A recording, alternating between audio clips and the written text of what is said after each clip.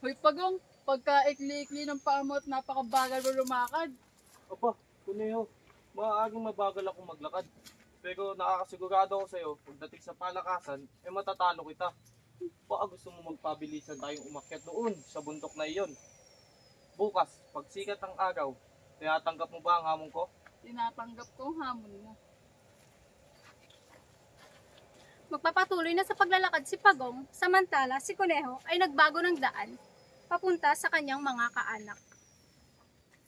Sa bagal maglakad ni Pagong, tsak ng pagkapanalo ko. Para mas lalo siya mapaya, iimbitahan ko manood ang mga kamag-anak ko. Oh, Kuneho, anong ginagawa mo dito? Iimbitahan kita at iba pa nating mga kamag-anak na manood sa gaganaping karera bukas ng umaga. Makakalabo ko si Pagong. Si Pagong?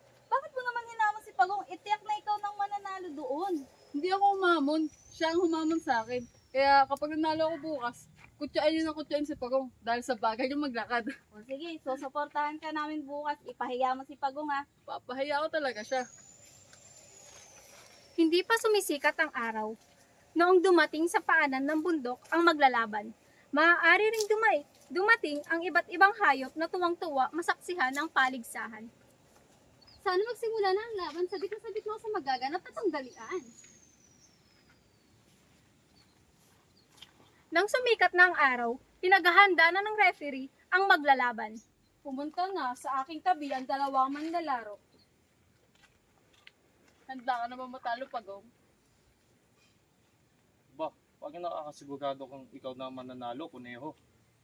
Oo naman. Tsak na ang pagkapanalo ko, napakabagal mo kayang lumakad. Huwag mo naman paiyakin niyang mabagal umusad na Pagong na yan. Tignan mo, Lobo. Ang yayabang ng mga kaanak ni Kuneho. Kaya mabilis siya. Akala niya, siya na yung mananalo. Ang yabang nga nila, tignan na lang natin kung sino ang mauuna sa laban. Tama na iyan! Simulan na natin ang tunggalian para malaman natin kung sino ang mananalo. Kuneho! Pagong! Kuneho! Pagong! Mabilis na ibinaba ng referee ang kanyang kanang kamay, ang hudyat na simula na ang laban.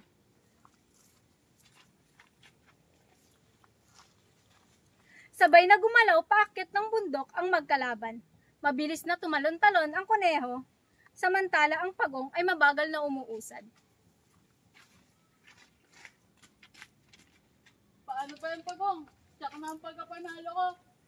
Tignan mo naman yung agwat nating dalawa.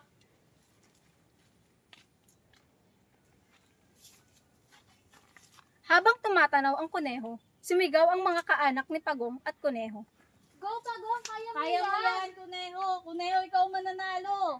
Go, Pagong! Kaya ko ito. Patutunayan ko sa kanila na kahit ang isang mabagal na Pagong ay kayang manalo sa isang kagera. Pagong! Malayo-layo pa ang agwat ng Kuneho at Pagong. Si Kuneho ay nagpahinga ito lamang ng sandali para tanawin si Pagong. Nasa na kaya yun? Siguro sa paanan pala ng punto ko yun. I-dip mo na nga ako. Tsak na rin naman pagkapanalo ko eh. Hindi ko na matanaw ang aking kalaban.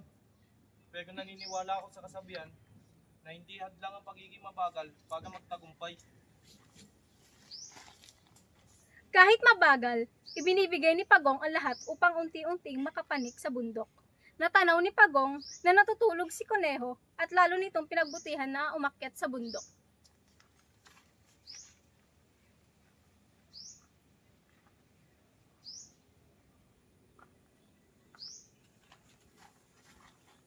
Papasikat na ng araw nang magising si Kuneho.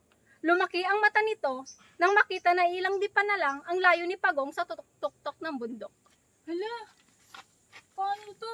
Malapit na si Pagong.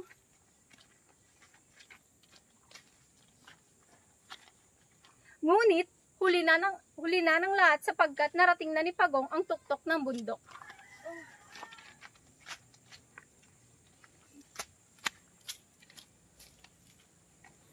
Ang nanalo ay si Pagong! Hala, si Pagong! Ang nanalo?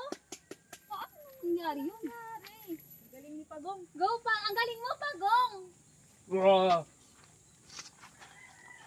Mula ng araw na iyon, naunawaan na ng kuneho na ang kasipagan at tiyaga ay nagdudulot ng tagumpay kaysa sa pagmamayabang at kumpiyansa lamang sa sarili.